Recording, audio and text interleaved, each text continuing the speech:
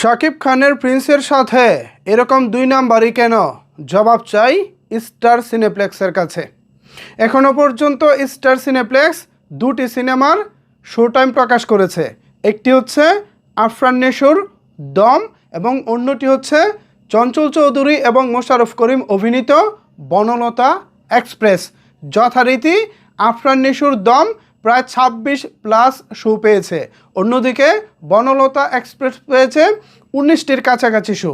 কিন্তু দুঃখজনক হলেও সত্য, এখনও পর্যন্ত স্টার সিনেপ্লেক্স শাকিব খানের প্রিন্স সিনেমার শো অর্থাৎ শিডিউল প্রকাশ করেনি। এতে করে একটি বিষয় আমার কাছে পরিষ্কার হয়ে যাচ্ছে, সেটা হলো স্টার সিনেপ্লেক্স শাকিব খানের সিনেমার শো সংখ্যাটা এখন দর্শকদের সামনে প্রকাশ করতে চাচ্ছে না। যদি দর্শকদের সামনে প্রকাশ করার পর শাকিব খানের প্রিন্স বুকিং হয়ে যায়, অন্যগুলো যদি বুকিং না হয়, তাহলে তো তাদের সেই যেটা করতে চাচ্ছে সেটা হবে না।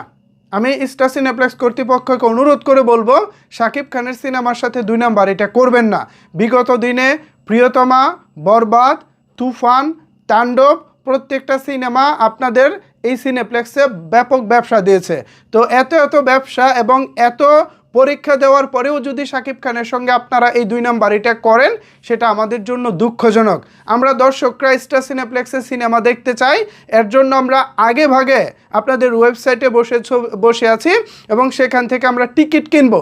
কিন্তু ওয়েবসাইটে গিয়ে দেখি আসলে শাকিব খানের প্রিন্সের কোনো শিডিউল নাই।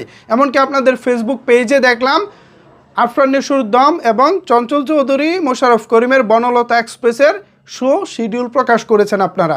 বাকি যে 3টি সিনেমা আছে, একটি হচ্ছে প্রিন্স, অন্যটি হচ্ছে রাক্ষস এবং হচ্ছে প্রেসার কুকার, একটি সিনেমারও আসলে কোনো শিডিউল আপনারা এখনও পর্যন্ত প্রকাশ করেননি। আমরা ধারণা করি আপনারা কোনো দুই নাম্বারই করতেছেন না, ভক্তদের সাথে আপনারা কোনো চিটিং করতেছেন না। আপনারা হয়তো বা শো টাইমগুলো আপডেট করতেছেন, কখন কাকে কোন ধরনের শো দেওয়া যেতে পারে এ বিষয়ে নিশ্চয়ই আপনারা কাজ করতেছেন।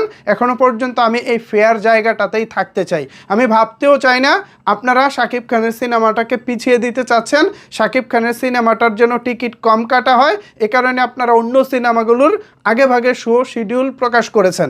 আমরা এটা ভাবতেও চাই না।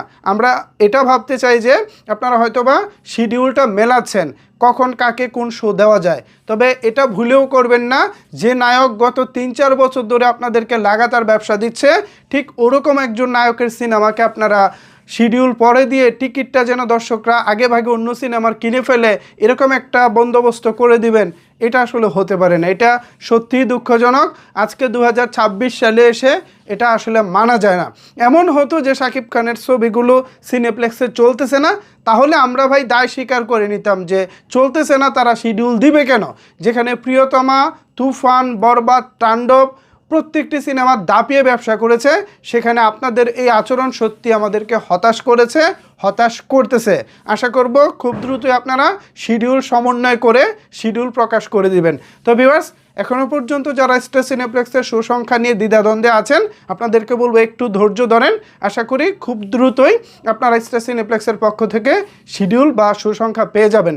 তো ভিউয়ার্স, এই বিষয়ে আপনাদের মতামত কি ভাবছেন আপনারা জানাতে পারেন আপনার মতামত নিচের কমেন্ট বক্সে। ধন্যবাদ সবাইকে এতক্ষণ আমার সাথে থাকার জন্য।